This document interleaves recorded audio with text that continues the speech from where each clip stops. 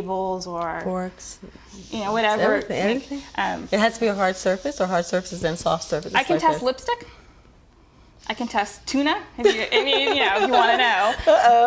I can test makeup. I can test almost anything. How does it work? This so you just take it, and basically it's like a radar gun. This is a plastic space shuttle.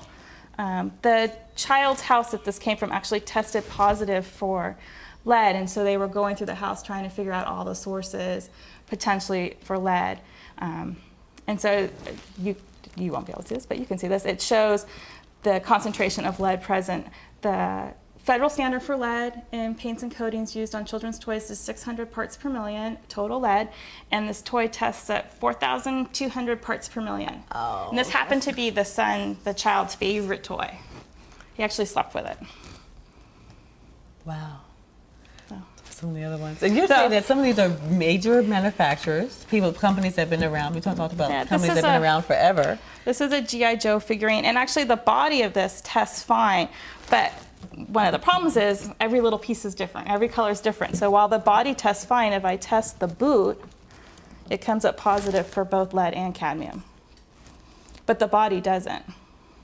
And so these companies, once it's brought to are they still manufacturing these toys? These are things that you can still go in and buy? As far as I know, I just bought the little broom here for my daughter to see how it is. But there is a standard. Unfortunately, there's not a standard for, like this is painted, this is a coating. Mm-hmm. This is embedded, it's a colorant embedded in plastic. Lead is also found in PVC or polyvinyl chloride plastic. It's used as a stabilizer.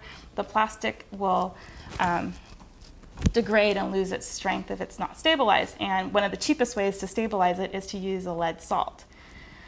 So unfortunately, the lead comes off. It's not bound up in the cross-linked polymer. It'll migrate to the surface where it can be picked up as basically lead-contaminated dust by a child. So there's no mandatory standard. There's a voluntary standard, but there's no mandatory standard. But if I test these bristles, they come up positive for lead at about 4,000 parts per million. This is like way. So you were saying that a lot of what's mandatory, what's regulated, and what is required? There are mandatory standards for lead paint, whether it's used on residential furniture, flat interior wall paint or exterior paint, or toys. There's a standard for the lead in the coating, like this is a painted animal. But there's not a standard for it as a colorant embedded, as opposed to something that's painted on top, but actually injected into the plastic. Wonderful. So for example, you can find lead in diaper changing pads when they have that vinyl coating on the top. That's not painted, it's actually embedded in the polyvinyl chloride plastic itself. So I frequently have tested the portable diaper changing pads that go with the diaper bag, and it'll come up really high for lead.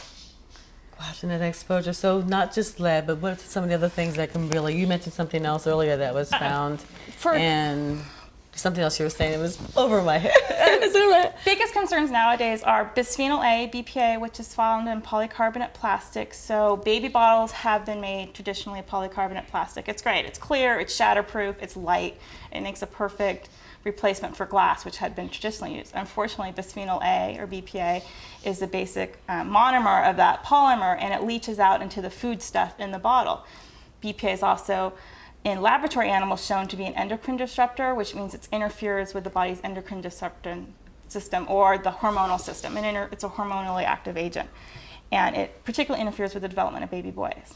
So if it's leaching into the formula or breast milk, and then your child's ingesting it, it can be particularly harmful.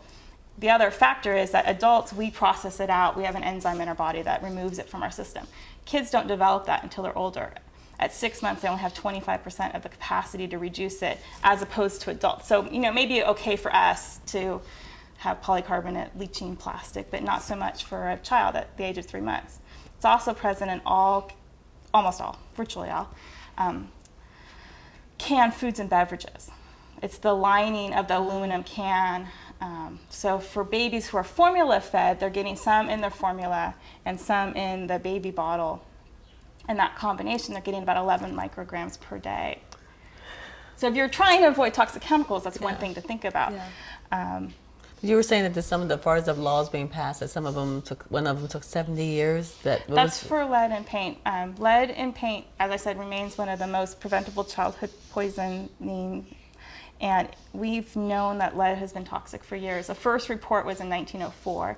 In 1909, there was a report of a child actually dying from ingesting lead-contaminated paint on his crib rail. Yet America didn't ban lead in paint until 1978. France banned it in 1909. It's been years getting to that point.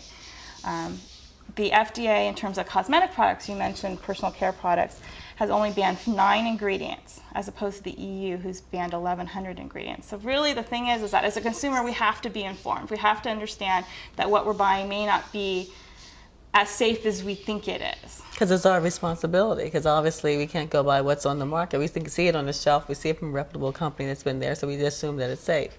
We can't do that. You just need to be informed. I don't want people to be scared to death to buy anything. No, but you need to be informed. Be informed. But the thing is, when you say, like you mentioned to read the label, but as I mentioned, if I read the label, it still wouldn't do me any good because I don't know the good and the bad, and that's where services like yours come into place.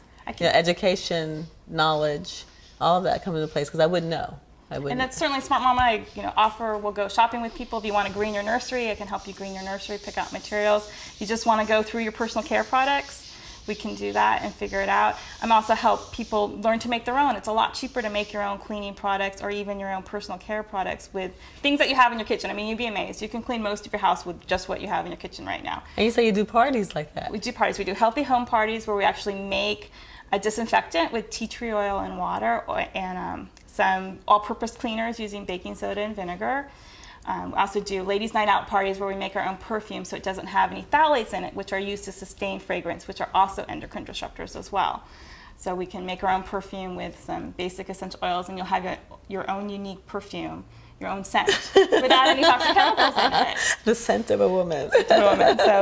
So I do healthy home workshops, parties, or we just do toy testing. We can do clean out the toxic toy box. But the thing is what you mentioned, okay, if you have young people, that's one thing. But now as adults, we still want to prolong our lives. And a lot of women, men and women, but a lot of women specifically are having cancer, having all kinds of diseases, having brain tumors, just things like that. That just didn't seem to be as prevalent before. Do you really think it's a lot of the things that are just active in our environment that are new to our environment? We didn't have microwaves years ago. We didn't have a lot of things that we have now, between even the computers and all that we didn't have years ago. I do. I think the chemicals are contributing. 1 in 6 children nowadays has a developmental disability, and they believe 28% of those are caused by all the chemicals that child's exposed to. Cancer, if you look at cancer trends, our mortality rates have gone down significantly, but the increase in incidence of cancers can't be explained solely by better diagnostics and longer life. If you take out some of those factors, there's still an upward trend in cancers, although cancer treatment has advanced, so cancer mortality has gone down significantly. And I think it's a combination of the environmental factors, living longer, and all sorts of things. But certainly they found parabens are preservatives that are commonly found in personal care products. They've found those actually in breast cancer tumors removed. Now there's no evidence linking the exposure to the tumor, but they are found in the tumor. And so, if you're concerned staying away from parabens, just read the label on any personal care product and you'll see whether paraben is listed as preservative. And it'll say paraben, it'll say methylparaben, propylparaben, but the word paraben can be a trigger. Maybe I don't want to buy that, especially if there's a risk of cancer in your breast cancer already in your family. It's so much. It's so much. And we've come such a long way. Again, now people are so environmentally, conscious or more, and we are going in that direction. So that's the good news. But sometimes it may be a little too late.